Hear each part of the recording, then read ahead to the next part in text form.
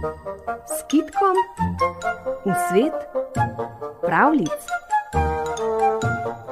V današnjem torkovem popoldnevu je čas, da se na valovih Radia Sora spet s kitkom potopimo v svet pravljic.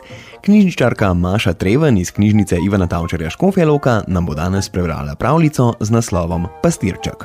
Svoje dni je v Istri, blizu morja, majhen deček pasel nekaj krav, koz in ovac. Bilo je popoldne in sonce je neusmiljeno pripekalo. Začuden je deček na vsem lepem zagledal 3 prekrasne deklice, ki so spale na mehki trati. Bile so vile. Mirno so ležale in vsaj na videz sladko spale. Sonce jih bo opeklo, moram jim pomagati, je pomislil pastirček.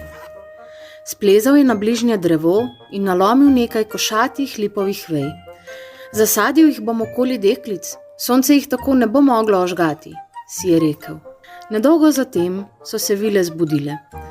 Kdo neki je bil tako usmiljen, da nas je zaščitil pred sončno pripeko, so se glasno čudile. Toda v resnici so dobro vedele, kaj se je bilo zgodilo, saj vile nikoli zares ne zaspijo. Vilam so se lasje svetili kakor čisto zlato. Pastirček se je prestrašil in skušal zbežati. Toda v hipu so bile vse 3 vile pri njem, ni jim mogel uteči. Kaj želiš prijeti v dar, ker si nas obvaroval pred vročim soncem, so ga spraševale. Pastirček pa ni ne prosil, ne pričakoval ničesar. Ponujale so mu najrazličnejša darila, pastirček pa ni maral zanje. Vse, kar je imel zares rad, so bile njegove živali.